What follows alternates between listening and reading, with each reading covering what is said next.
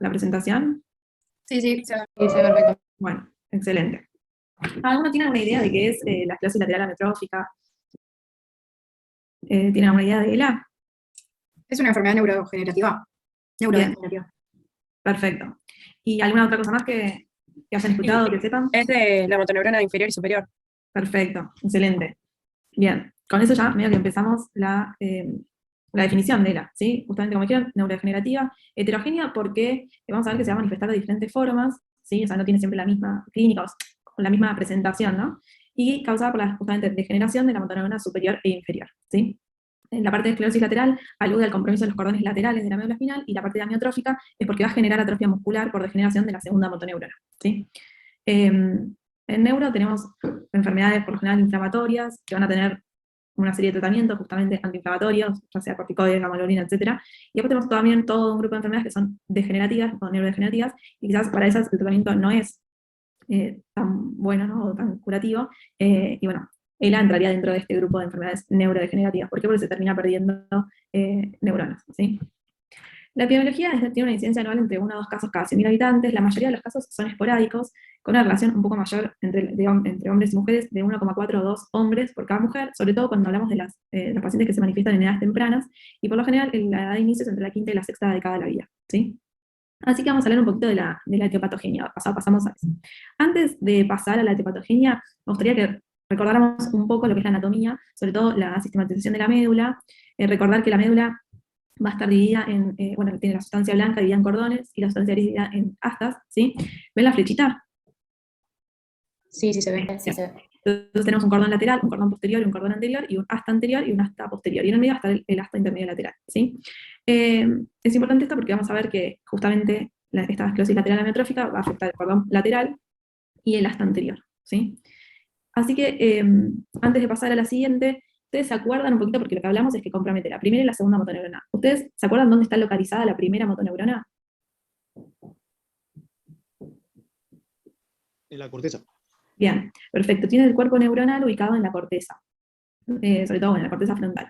¿Y cómo sigue, o por dónde discurre la primera motoneurona? ¿Se acuerdan? Por el brazo Interno. Sí, perfecto. Sí. Lo que va a generar el axón, ¿no?, de esta primera motoneurona es el haz corticoespinal, ¿sí? El haz corticoespinal, como ustedes bien están diciendo, baja por cápsula interna, va a formar justamente este fascículo, baja por el tronco, a nivel del bulbo de las pirámides, se va a decusar y va a bajar por el cordón lateral, ¿sí? El haz corticoespinal, la mayoría de las fibras se decusan a nivel del bulbo y forman este cordón lateral, ¿sí?, casi el 90%, y un 10% bajan del mismo lado, ¿sí?, formando el haz corticoespinal anterior, ¿sí?, que está acá, bajan del mismo lado, y esto representa un 10% de las fibras. Algunas se decusan a nivel de cada, o sea, a nivel de donde salgan, ¿no? Algunas quedan del mismo lado. Por lo tanto, este haz corticoespinal, como les decía, es muy pequeño, es el 10%, y sobre todo a inervar músculos axiales, ¿sí?, músculos del tronco. La mayoría el control motor voluntario va a estar dado por el haz corticoespinal, ¿sí?, por el cordón lateral. Más o menos ubicada la primera motoneurona. La segunda motoneurona, ¿dónde la ubicamos? En el anterior de la médula. Bien, perfecto. Esto, bueno, es para justamente dentro de cuando nosotros hablamos de síndromes medulares, y por compromiso de la médula, el síndrome anterolateral, digamos, el típico que vemos en la esclerosis lateral amiotrófica. Bueno, esto es para hablar justamente de la segunda motoneurona. Como dijeron, el cuerpo neuronal va a estar en el asta anterior y va a seguir por la raíz anterior, en cada nervio, en cada segmento, que va a ir a inervar los distintos músculos, ¿sí? Cada neurona motora que irrigue determinadas fibras, ¿sí?, va a configurar una unidad motora, ¿sí? Perdón, es una unidad motora. Bueno, ya nos ubicamos más o menos anatómicamente dónde estamos hablando, entonces tenemos que saber que la ELA es un síndrome clínico que tiene varias causas, ¿sí? La mayoría de los casos, como dije, son esporádicos, es decir, no van a tener un familiar que haya tenido ELA, sino que van a ser como el primer caso de la familia. Y tiene varias causas, y para ellas hablamos tanto de factores ambientales como genéticos. Sí, se sospecha que hay una predisposición genética, pero que hay algunos factores ambientales que van a aumentar el riesgo, ¿no?, de tener este tipo de enfermedad. Por ejemplo, el tabaquismo, la exposición a plomo, agroquímicos, o una dieta rica en glutamato. Esos serían como factores ambientales de riesgo para tener ELA. Pero un 10% de los casos sí son familiares, entonces podemos encontrar quizás algún familiar dentro, bueno, de la familia que tenga ELA, y ahí podemos hablar que quizás con una sospecha un poco mayor de que hay algún tipo de mutación genética que va a predisponer la aparición de la enfermedad, ¿sí? Dentro de la fisiopatología no tenemos algo 100% seguro, claro, de qué es la causa de la esclerosis lateral amiotrófica, pero tenemos varias hipótesis. Una de ellas es que hay un aumento de aminoácidos excitatorios, en este caso el glutamato. Entonces, un aumento de este neurotransmisor lo que va a generar es toxicidad y degeneración. La otra hipótesis es que habla de que hay un aumento del estudio. Perdón, no les dije, yo después de esta charla, no, bien, no hay problema, después les paso las diapos. La segunda hipótesis es que hay un aumento del estrés. Entonces esto se vio que está asociado a la mutación de SOD1, que es la superóxido dismutasa cobre-zinc, que está expresada en las neuronas, y este aumento del estrés oxidativo va a llevar a la generación neuronal. También se vio que algunas mutaciones generan como depósito de algunos neurofilamentos, que también van a generar toxicidad, y después está, quizás estas tres hipótesis primeras son las que tienen mayor peso, pero después están algunas otras hipótesis, por ejemplo la inmune, que lo que habla es a ver si hay algún, por ejemplo, algún anticuerpo o alguna base inmunológica que pueda predisponer la aparición de ELA, y esto de alguna manera se vio, tratando, o sea, se trató de explicar a través de tratar a los pacientes con ELA con algunos de estos tratamientos antiinflamatorios, ¿no? Por ejemplo, pasarles gamma globulina, es decir, barrer de alguna forma si tenían o no anticuerpos. Lo que vieron es que los pacientes con ELA no mejoraron, ¿sí? Con la infusión de gamma. Entonces, de alguna forma se va descartando eso. Sin embargo, un grupo de pacientes sí mejoraron. En realidad esos pacientes pueden ser requisitos en otra entidad que también afecta a la motoneurona, que son las mononeuropatía múltiple con bloqueos de conducción. Después lo vemos más adelante, pero va a ser importante diferenciar los pacientes que tienen ELA de esta otra enfermedad, justamente por eso, porque esta enfermedad tiene tratamiento específico, que es la gamma globulina, porque tiene una base inmunológica, ¿sí? Pero los pacientes, si no típicamente de ELA, no tienen una base inmunológica que pueda mejorar con eso. Y la última hipótesis, que es la viral, es porque se vio en pacientes que tienen HIV o que tienen infección por HTLV1, que pueden empezar o sea, que en algún momento algunos desarrollan compromiso de la motoneurona. Entonces, quizás habría alguna asociación con algún otro virus, o mismo con esos, que propicie o genere la, justamente, injuria de las motoneuronas. Pero bueno, estos dos todavía no, obviamente no está tan asociado la relación.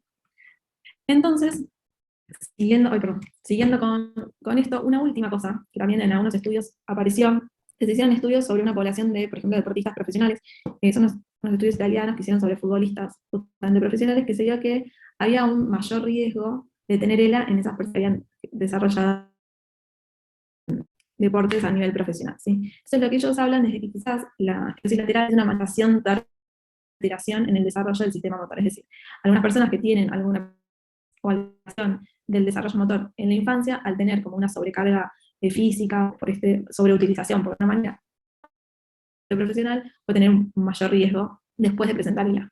Obviamente, esto no está del todo probado, y tampoco nadie les aconsejaría hacer deporte por miedo a tener ELA, ¿no? Pero bueno, sería como otro también de las hipótesis. Yendo a ver mejor esto de las hipótesis, bueno, como habíamos hablado, la mutación de la SOD1 lo que va a hacer es una ganancia de la función, que es peróxido dismutasa, ¿sí? Nosotros tenemos entonces una mutación, esto genera agregados de SOD1, ¿no? De esta enzima alterada, y esto lo que va a hacer es aumentar la generación de radicales libres, ¿sí? Este estrés oxidativo aumentado va a llevar a injuria neuronal y muerte de las mismas, ¿sí?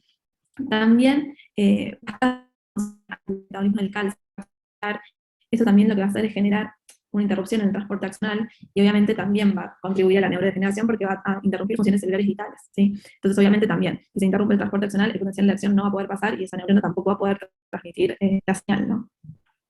La otra teoría que hemos hablado es la teoría de la excitotoxicidad o el glutamato, ¿sí? El glutamato actúa sobre los receptores NMDA y AMPA de la membrana postsináptica, y esto lo que va a hacer es activar vías enzimáticas dependientes de calcio, a llevar a la neurodegeneración y la de la motoneurona, ¿sí? También esta vía aumenta la generación de radicales libres y obviamente contribuye a neuronal. Lo otro que se habla a través de la hipótesis del glutamato es que hay una degeneración anterógrada y retrógrada, así que esta neurotoxicidad va a influir y va a generar justamente degeneración de la segunda motoneurona, y esto explicaría tanto el compromiso de la primera como de la segunda, pero también la afección de la segunda motoneurona hace que haya una deficiencia de producción de factores neurotróficos motores, y esto también estimularía o perpetuaría la degeneración sobre la primera motoneurona por esta falta de neurotróficos motores, ¿sí? Como otra hipótesis, dying forward y dying back. Este aumento de los radicales libres, como ya habíamos visto antes, va a generar disfunción axonal, va a alterar la bomba sodio y potasio, generando también injuria neuronal por aumento del volumen intracelular, ¿sí? Y también va a generar disfunción mitocondrial. Son todas vías por las cuales que explicarían por qué estas neuronas van a degenerarse o van a morir, ¿sí? Los últimos que también hay bastante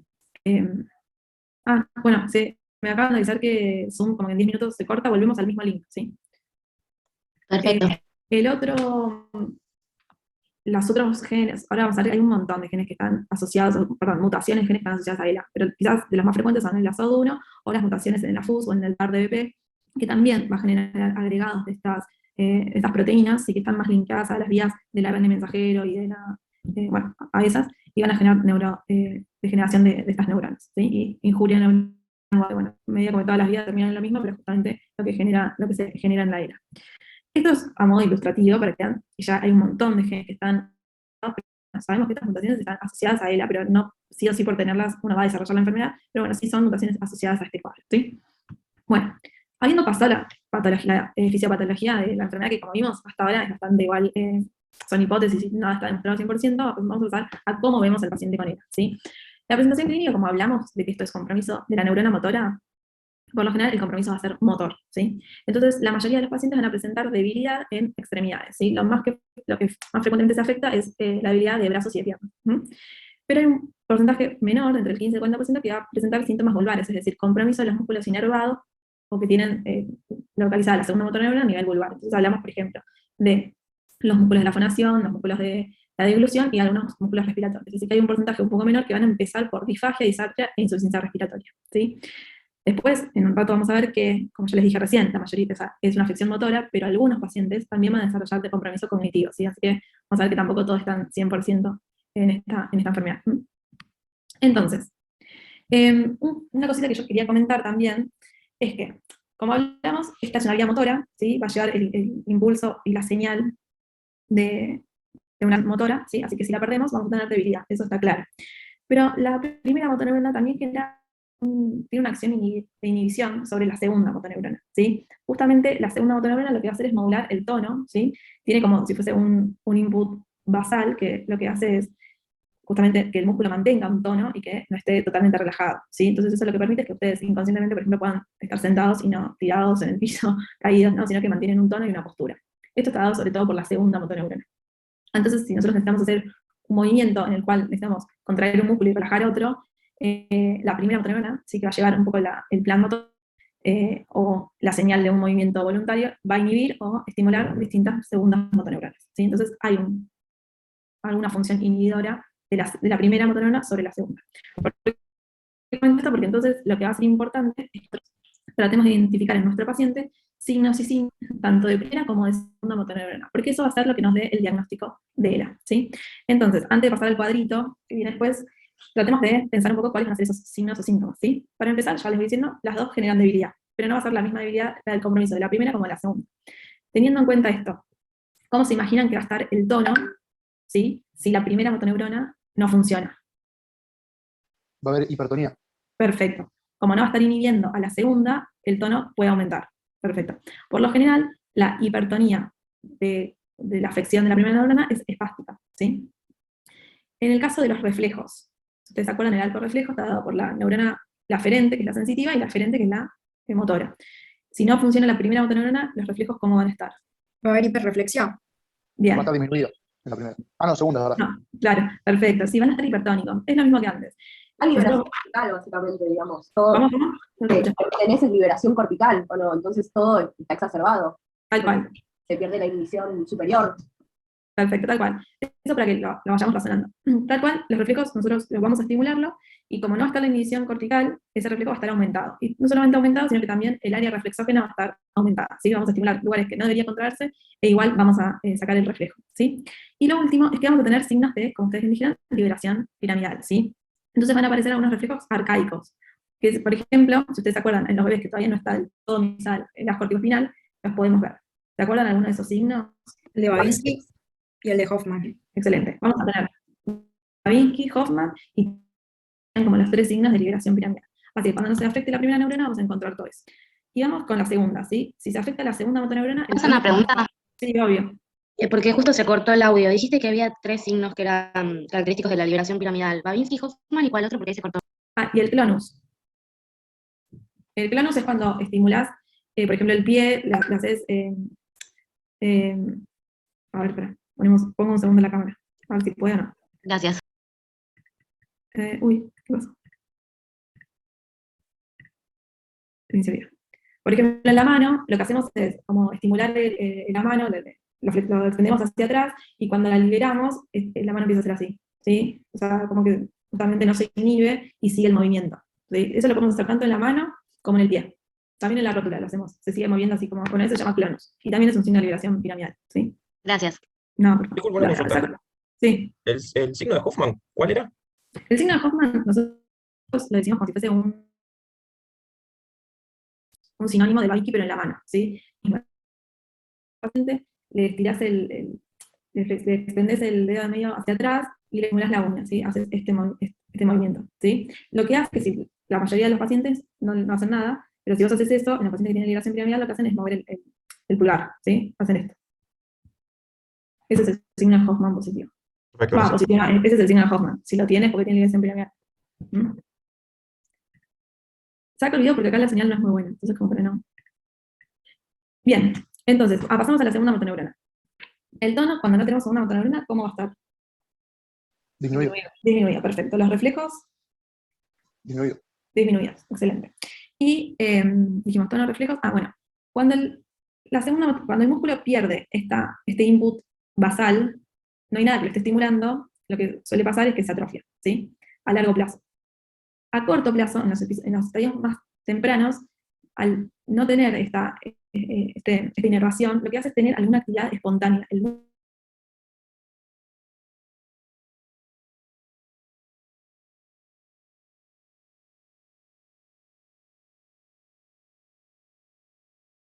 tono está disminuido, los reflejos están disminuidos, y la pérdida de la inervación sobre el músculo, lo que genera al principio es como una actividad espontánea en el músculo, ¿sí? Esa actividad es algo muy, muy leve, ¿no? O sea, es un movimiento muy fino, pero esto es lo que va a dar las fasciculaciones, ¿sí? Justamente es por denervación de la segunda motoneurona. Entonces el músculo queda como con esta actividad espontánea, que es una actividad pequeña, pero bueno, que la tiene. Y a largo plazo, la falta de estimulación de la segunda motoneurona va a generar atrofia del músculo, ¿sí? Entonces, es importante que tengamos claro esto, porque, como vimos, va a ser el síntoma primordial, lo motor, en esta enfermedad, ¿sí? Pero lo que nosotros tenemos de demostrar es, el paciente tiene compromiso tanto de primera como de segunda motoneurona, ¿sí? La superior a la primera, la inferior a la segunda, ¿sí? Entonces acá tenemos todos los signos que estuvimos hablando recién, ¿sí? Como les decía, la hipertonía de la neurona motora superior es espasticidad, y la hipotonía llega a una tonía flacidez. Entonces vamos a tener una paresia flácida en la neurona motora inferior, ¿sí? Y una paresia espástica cuando tenemos compromiso de la superior, o de la primera. Por lo general, esta enfermedad tiene un comienzo asimétrico, ¿sí? Entonces empieza en un brazo, ¿sí? Por ejemplo, empiezan a tener debilidad de la mano, y va progresando a través de los músculos adyacentes en el miembro donde empezó.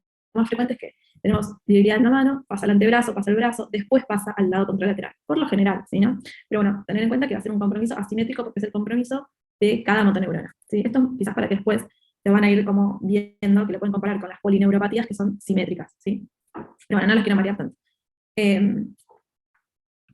Esto nada, simplemente para que vean que lo que vamos a ir encontrando es atrofia de los músculos, ¿sí? Por compromiso de la segunda motoneurona. Esto es porque se los puse. Porque nosotros lo que vamos a tener que hacer para poder diagnosticar esclerosis lateral amiotrófica es tratar de demostrar el compromiso de primera y segunda motoneurona en los distintos segmentos o regiones medulares, ¿sí? Entonces, vamos a tener que ver el compromiso en los segmentos cervicales, ¿sí? Es decir, en los músculos inervados por segmentos cervicales, en músculos inervados por segmentos torácicos y por segmentos lumbares. Y la cuarta región es la región vulvar, así como les había comentado bien al principio, los músculos inervados por regiones vulvares, que va a ser como la cuarta región, ¿sí? Entonces, en cada región vulvar, cervical, torácica como lumbar, tenemos que encontrar que hay compromiso de primera y de segunda motoneurona. Bueno, es lo mismo. Entonces, les comento esto, porque hay Una consulta, entonces, ¿el compromiso este es simultáneo? O sea, tenemos como que ver que hay compromiso simultáneo de ambas motoneuronas en cada segmento corporal. Perfecto. Sí. Okay, Tal cual. Yo tenía la misma duda, como que la lesión empieza sí o sí como con la motoneurona superior y la inferior, o puede empezar, por ejemplo, con lesión de la motoneurona superior y que después haya compromiso inferior, o sea, ¿siempre es Sí. simultáneo? No es simultáneo, no. Para diagnosticarla tenemos que encontrar compromiso de las dos. Lo más frecuente es que nosotros quizás lo que veamos es que tiene más compromiso de una que de la otra, o quizás solo vemos compromiso de la motoneurona superior y no encontramos ningún compromiso de la motoneurona inferior, y no sé, al año o a los 2 años empiezan a aparecer los compromisos de la otra motoneurona. No es que de repente del día 1 aparece todo junto, no. no. Esto es como súper progresivo, va sumando cosas, pero vamos a ver en un ratito que la clasificación, que es lo único que podemos tener, o sea, donde nos podemos apoyar para diagnosticar una ELA, nos va a pedir que encontremos compromiso de las 2 motoneuronas en 3 segmentos corporales, ¿sí? O sea, en 3 segmentos neurales. Entonces, como que tenemos que ir buscando signos y síntomas de ambas en varios lugares del cuerpo. Lo que puede pasar es que, por ejemplo, uno tenga hiperreflexia con atrofia muscular, ¿sí? Entonces ahí, vemos que ahí podemos ver que tiene compromiso de las 2. ¿Sí? Porque si uno tiene atrofia muscular no tendría que tener reflejos aumentados si es solo motoneurona inferior. Pero si los tiene aumentados, ahí hablamos de compromiso de las 2. Pero sí, por lo general no aparecen simultáneamente, aparece primero una, después la otra. Eso. ¿Mm?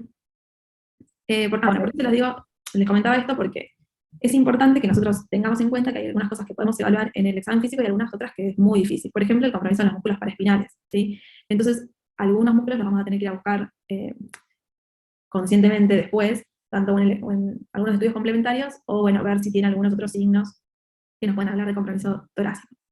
El paciente puede manifestarse con calambres, ¿sí? Como ya les dije antes, esto hay que tenerlo en cuenta porque tenemos el concepto de que es una enfermedad motora, entonces todo lo que sea dolor no lo descartaría, porque eso es sensitivo, pero el paciente puede tener calambres, eso tiene que ver con lo que yo les comentaba antes, de la actividad espontánea que tiene el músculo, entonces pueden presentar calambres que por lo general son por la noche, y esto es algo bien de la etapa temprana del ELA, ¿sí? Después esto va a ir desapareciendo. Y por lo general no compromete músculos oculares ni el esfínter vesical pianal, ¿sí? Porque tienen anatómicamente tienen otro núcleo y bueno, esos están preservados. Esto es lo que ya estuvimos hablando, este creo que es el concepto más importante de ella, ¿sí? Como saber bien primera y segunda motoneuronas, pero lo repito un montón de veces, pero acá lo que quería agregar es el compromiso vulvar, ¿sí? Tener en cuenta que el paciente cuando tiene compromiso vulvar lo que va a manifestar es disartria, disfagia, cialorrea, se puede aspirar y también puede tener un afecto pseudovulvar. ¿Ustedes saben lo que es un afecto pseudovulvar? Bueno, y entregaron como manifestaciones psiquiátricas. Sí, tiene que ver con eso. El afecto celular lo que hace referencia es a pacientes que tienen risa o llanto inmotivados. Es el paciente que de repente uno está hablando de cualquier cosa y se pone a reír, y no es algo gracioso lo que uno está hablando, o si estamos hablando normal, se pone a llorar también de la nada, ¿sí? Eso es como algo que uno tiene que tener en cuenta, estos pacientes lo pueden tener. Y hay una cosa que me gusta destacar, que es, dentro de estas manifestaciones vulvares, como lo que ya dije, la disartria, la voz nasal, disfagia, reflejo nasal, tenemos que estar atentos a lo que es el compromiso respiratorio, ¿sí? Por lo general, el compromiso respiratorio se manifiesta más por la noche, si cuando está durmiendo, sobre todo porque los pulmones en la posición de cúbito ventilan un poco menos que parados, ¿no? Bueno, por la fisiología respiratoria. Entonces, lo que podemos encontrar es, en pacientes que tienen un compromiso muy temprano, algunos signos de hipoventilación, sobre todo estos que por la noche hipoventilen un poquito, y entonces se despiertan con cefalea, ¿sí? Entonces, hay que indagar, ¿no?, activamente si el paciente tiene o no cefalea matutina, porque puede ser un signo de hipoventilación temprana. Una vez que el paciente refiere la disnea, ya hablamos que el compromiso es casi de una capacidad vital de fuerza disminuida de casi el 50%, entonces nosotros no tenemos que esperar a que el paciente diga que tiene disnea, tenemos que indagar antes a través de estas cosas, ¿no? Si tiene dolor de cabeza a la mañana, y saber que capaz que puede empezar a tener signos de hipoventilación y no referirlo, entonces siempre que nosotros sospechemos ELA, o ya se la hayamos diagnosticado, aunque no refiera a disnea o nada, igual le vamos a pedir espirometría. Y la espirometría sería sentado y acostado, justamente para encontrar en estadios más tempranos la hipoventilación. Porque quizás solamente tiene hipoventilación cuando está acostado, y eso se puede mejorar con un CPAP, ¿no?, por ejemplo. Y como les dije antes, esto no es solo una enfermedad de motoneurona. Lo que se vio es que hay un compromiso cognitivo, no todos los pacientes, pero hay un porcentaje, que va a presentar cambios en la personalidad, déficit en la defensa verbal y dificultad para el planeamiento de la abstracción. Esto lo que nos habla es que hay una alteración, sobre todo de las conductas, pero que es compatible con una degeneración frontotemporal, ¿sí? Un pequeño porcentaje, de hecho, van a presentar demencia frontotemporal.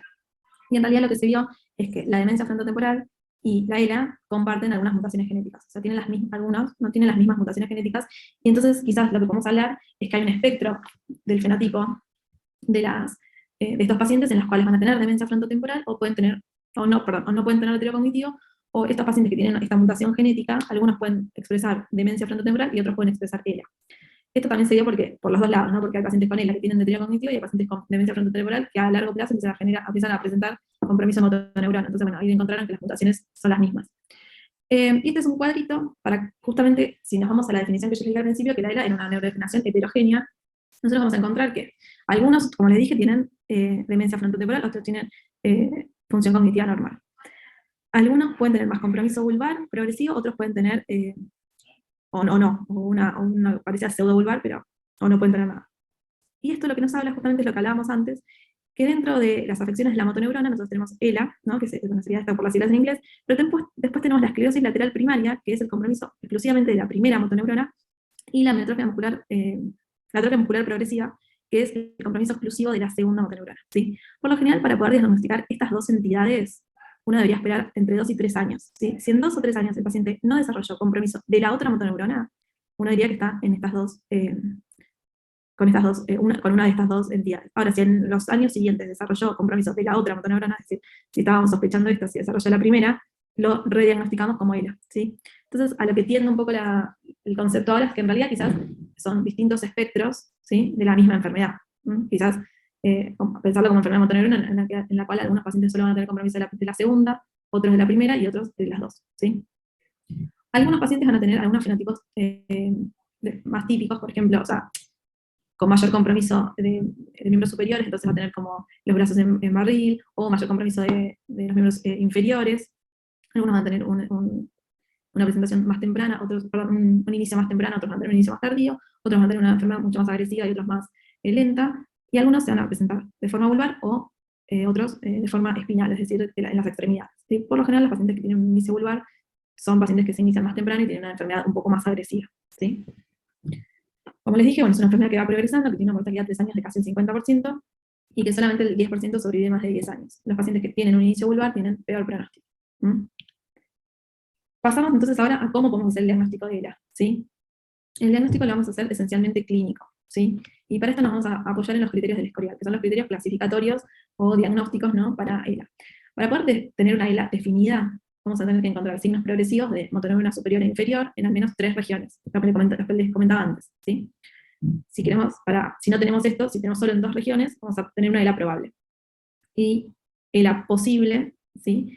Vamos a tener signos de neurona motora superior e inferior en una región, con signos de neurona motora segunda solos en 2 o más regiones, pero en el caso que tuviésemos así, sí o sí rostral, es decir, más arriba que esa lesión de primera motoneurona, vamos a tener que encontrar signos de motoneurona inferior. Por ejemplo, para que sea más claro, si yo tengo compromiso de motoneurona superior en los brazos, sí o sí tengo que tener compromiso de motoneurona inferior a nivel vulvar. Entonces lo que yo voy a ir a buscar es, por ejemplo, fasciculaciones en la lengua, ¿sí? Las fasciculaciones de la compromiso de la segunda motoneurona, y la lengua está inervada a nivel vulvar. Entonces uno busca ese tipo de compromisos más arriba que los de segunda motoneurona, ¿sí? Bueno, esto yo sé que es medio complicado, pero cualquier duda lo volvemos a ver, ¿sí? ¿Están ahí? Sí, tengo una pregunta. Sí, perdón, yo me quedé. Sí, Para sí. el examen habría que saberse toda esta tabla de criterios. No. Ok. No, yo no me la sé. Cada vez que viene un paciente la repasamos. O sea, ahora con el tiempo sí, pero no. Yo se las pongo más que todo como para que más o menos sepan cómo es el diagnóstico, ¿sí? Encontrar signos y síntomas, signos de cada motoneurona en distintas regiones, ¿sí? Pero esto que les acabo de decir es como más fino. El tema, como les decía, es que a veces no es tan fácil encontrar signos de ambas motoneuronas en distintas regiones. Entonces, lo que nosotros hacemos es buscar a través de, por ejemplo, el electromiograma, signos de la motoneurona inferior en regiones que no podemos evaluar. Por ejemplo, los músculos paraespinales, ¿sí? Como no podemos pedirle al paciente que haga fuerza con los paraespinales, o por lo menos nosotros no lo podemos evaluar, lo hablamos a través del electromiograma, ¿sí? Y cuando hablamos de ELA familiar, es teniendo en cuenta que tiene un familiar con ELA también, o sea, nuestro paciente que estamos sospechando que tenga un familiar, o identificarle la mutación asociada a ELA. Estos criterios tienen una baja sensibilidad en estadios tempranos, y eso es un poco lo que me habían preguntado antes, en que como al principio no se manifiestan las dos motoneuronas en todas las regiones, quizás solamente tenemos una u otra en alguna sola región del cuerpo, entonces no llegamos a diagnosticar ELA, pero a largo plazo sí, porque va progresando y va desarrollando otros. Y esto es un electromiograma, ¿sí? Lo que nosotros hacemos es generar un impulso eléctrico en un lugar y censar más distal la respuesta a ese impulso, ¿sí? Estas son las velocidades de conducción. Y el electromiograma es ver la actividad del músculo a través de una aguja, ¿sí? Este estudio, bueno, lo que vemos son estas ondas, ¿sí? Estas son las ondas de las velocidades de conducción, es decir, el estímulo del nervio, ¿sí? Esto lo que nos habla es de cómo viaja el potencial de acción en el nervio, y esta línea es la actividad del músculo. Cuando nosotros le pedimos al paciente que contraiga el músculo, se genera esta onda, ¿sí? Pero estas ondas no deberían existir, porque esto es cuando esta línea es que al paciente no le pedimos que contraiga el músculo. Entonces esto nos habla de actividad espontánea, que son las fasciculaciones, compromiso de motoneurona superior, de motoneurona inferior, entonces esto nos habla de otro signo más de motoneurona inferior, ¿sí? Este estudio, que es el electromiograma, lo que nos va a objetivar es el compromiso de la motoneurona inferior, nos sirve para esto, ¿sí? Entonces, sí o sí lo vamos a tener que hacer, por lo general un buen estudio es en 4 miembros, tanto proximal como distal de cada miembro, pero en este caso nosotros necesitamos que busquen los músculos paraespinales, nos sirve para eso, para encontrar otra región más con compromiso que nos ayude a diagnosticar esta enfermedad. Y también la podemos pedir en los músculos faciales o de la lengua la verdad igual es muy difícil, pero bueno, se le podría pedir. Y este estudio nos va a ayudar porque si tenemos bloqueos de conducción nerviosa, ¿sí? Es decir, de bloqueos en la conducción del nervio, esto nos habla de una enfermedad que yo les comentaba más al principio, que es la neuropatía motora múltiple con bloqueos de conducción, que es la enfermedad que se trata con gamma globulina, es decir, que tiene un tratamiento específico y que puede andar mejor, a diferencia de la ERA, ¿no? Que no tiene un tratamiento en sí ¿Cómo se específico. llamaba la enfermedad? Neuropatía motora múltiple con bloqueos de conducción. Otros estudios que vamos a tener que pedirle al paciente con ELA, o que sospechamos ELA, es una resonancia del cerebro de columna, sobre todo columna cervical, porque lo que vamos a tratar de descartar es que no tenga otra cosa, ¿no? Sobre todo el paciente que no tiene compromiso vulvar, y quizás tenga un canal estrecho cervical, y sea todo eso lo que está generando los síntomas, entonces tener una resonancia de columna cervical es de buena práctica cuando sospechamos ELA, para ver que no sea eso, que se trata y también se opere y listo. Y obviamente que no tenga lesiones supratentoriales que también pueden explicar estas causas. Y a veces se vio que está asociado con compromiso de la neurona motora en algunos hipertiroidismos, entonces hay que pedir también un perfil tiroide y paratiroide. Y finalmente pasamos al tratamiento. El tratamiento va a ser, vamos a poder ofrecerle al paciente el tratamiento de la enfermedad, o el tratamiento de los síntomas y las comorbilidades. Con respecto al tratamiento de la enfermedad, esto se lo puse porque tenemos distintas escalas, ¿sí? Para ver el compromiso de la paciente con ELA. Tenemos una escala que es la escala King's, que nos habla de qué tanto compromiso tiene el paciente, ¿no? Si involucra 1, 2, 3 o 4 regiones, ¿sí? Si tiene, 1, 2 o 3, o si tiene compromiso respiratorio o nutricional. Y la otra escala, esta es más funcional, ¿sí? Nos habla de qué tan independiente o dependiente es, ¿sí? El paciente. Los dominios que va a evaluar es el dominio vulvar, el motor grueso, motor fino y los parámetros respiratorios. Si tiene dependencia en alguno de estos dominios, a mayor cantidad de dominios comprometidos, es mayor el grado, ¿no? De esta escala. Esto se lo puse porque todas las medicaciones para ELA, que igual todas, digo, pero son 2, están basadas, o sea, en estudios hechos en grupos de pacientes que tienen, que no están tan comprometidos, ¿no? En esta escala. Son pacientes bastante seleccionados porque tienen un compromiso de varias regiones, es decir, que tienen una ELA definida, pero que no están tan mal. Y eso es muy, muy difícil de encontrarlo en nuestros pacientes de consultorio, ¿no? Por lo general, cuando ya están muy comprometidos, que uno puede diagnosticar la esclerosis lateral amiotrófica, son pacientes que ya también están bastante dependientes. Y en realidad no hay tanta evidencia de cuánto puede ayudar esa medicación, ¿sí? Pero igual, obviamente, intentamos dárselas, ¿sí? Entonces, lo que es el tratamiento de la enfermedad, o sea, decir que en realidad es un tratamiento que enlentece la progresión. Eso es lo que más podemos ofrecerle, que es un poco lo que se puede ofrecer en todas las patologías neurodegenerativas, ¿no? Enlentecer un poco la progresión, o en la mayoría, no quiero decir todas, pero en la mayoría podemos ofrecer esto. Hasta ahora. Y la medicación que podemos darles se llama Riluzol, que es un agente antiglutamatérgico. Entonces, acá cobra un poco de sentido porque hablamos tanto de las hipótesis antes de la fisiopatología de la ELA, ¿no? Porque también hablábamos de neurotoxicidad por glutamato, bueno, le vamos a dar un agente antiglutamatérgico. Lo que hace es inhibir un poco la liberación de presináptica del glutamato, y lo que está probado que genera el riluzol es un aumento de 2 a 3 meses la supervivencia en estos pacientes, ¿sí? Y también puede retrasar 2 o 3 meses el requerimiento de respirador. Sobre todo tiene un mayor beneficio en pacientes con un deterioro moderado, ¿sí? En pacientes que no están tan deteriorados, ¿sí? Suele dar, los efectos adversos que puede encontrar es fatiga, anorexia, trastornos intestinales o elevación de transaminases, pero esto no es tan frecuente, ¿sí? No, es bastante infrecuente. Suele ser bien tolerado el riluzol. Y el otro tratamiento es el edaravone, que es eliminador de radicales libres, que sería la otra hipótesis fuerte que tenía la fisiopatología de ELA. Este tratamiento se administra por vía endovenosa durante 2 semanas al mes. Y para ver algún enlentecimiento en la evolución, es necesario tratar a los pacientes por lo menos 6 meses. ¿Sí? Entonces va a ser una medicación para la cual es la mitad del tiempo que tendrá que estar internado pasándose la medicación. De todas modos, bueno, sí, es algo que le podemos ofrecer. Por ahora, esto se ha autorizado en Japón, Estados Unidos y Corea del Sur, en Europa no, pero bueno, sería como otra medicación que le podemos ofrecer. Acá en Argentina no está, a veces se la traen de afuera. Y sí, lo que obviamente vamos a tener que hacer, y esto es súper importante con los pacientes con ELA, es todo el tratamiento de los síntomas, ¿sí? Todos de los síntomas que genera. Empezando por lo respiratorio, ¿sí? Los síntomas aparecen como les había dicho antes, con una capacidad vital por debajo del 50%. Así que esto lo tenemos que ir recabando nosotros antes de que el paciente respirare.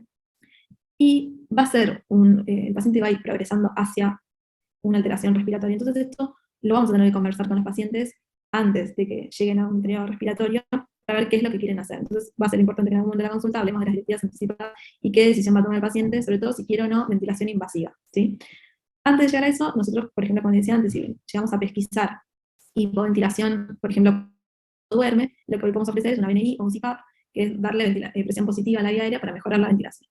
Si esto va progresando, va a llegar al requerimiento de ventilación invasiva con traqueostomía, ¿sí? El paciente que no quiera una ventilación invasiva, lo que le podemos ofrecer es tratamiento con opioides, sobre todo para calmar la disnea, ¿sí? El otro síntoma que vamos a tener que evaluar es la disfagia. Como vimos, también los músculos de la dilución van a estar alterados y en algún momento el paciente va a tener trastorno dilutorio y no va a proteger la vía aérea. Entonces es importante que nosotros evaluemos periódicamente con fonoaudiólogos esto. Los fonoaudiólogos le pueden enseñar a los pacientes maniobras dilutorias para retrasar el mayor tiempo posible el riesgo de aspiraciones, ¿no? Lo que también se puede usar es darle pesantes, ¿sí? Como para que justamente no se aspiren, pero eventualmente cuando tengan compromiso dilutorio, trastornos dilutorios, vamos a tener que suspender la vía y proponer la alimentación. Es importante tener en cuenta esto porque va a ser súper necesario evaluar a los pacientes con el equipo de nutrición para ir viendo cuánto, cuánto van perdiendo de peso, ¿sí? O cuánto se va comprometiendo el aporte nutricional para proponer la gastrostomía antes de que el paciente esté desnutrido, ¿sí? Porque la gastrostomía, si bien es una intervención mínimamente invasiva, no deja de ser una cirugía en la cual necesita cicatrizar la gastro, y si está desnutrido, eso no lo va a poder hacer, y está visto que tiene muchísimas complicaciones hacer la gastrostomía en un paciente desnutrido que no. Entonces lo que nosotros hacemos es, vamos al paciente de nutrición, y cuando pierde un 10% de su peso, ya plantear hacer la gastrostomía total, mientras el paciente pueda deglutir, puede seguir comiendo y usar la gastrostomía como aporte nutricional. Pero sí, cuando el paciente ya no puede deglutir, por lo general ya están desnutridos, y hacer la gastrostomía en ese momento trae mayores complicaciones, ¿sí? De alguna forma nos tenemos como que adelantar a los síntomas. La debilidad de los miembros, bueno, es súper importante que sigamos a los pacientes con los kinesiólogos para evaluar la marcha y eventualmente si necesitan asistencia o no. Para los calambres les podemos ofrecer quinina, clofeno, gabapentin, que ejerciten, que elonguen, que se hidraten bien. Por lo general, cuando la enfermedad va progresando ya no les presentan más. Las fasciculaciones musculares no necesitan tratamiento, ¿sí?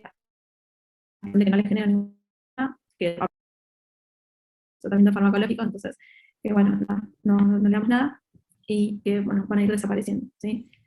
Para la espasticidad, la terapia física, le podemos dar baclofeno. Para el afecto pseudovulvar, le podemos dar antidepresivos o inhibidores de la recaptación de serotonina, o valproico de litio, que también son estabilizadores del ánimo.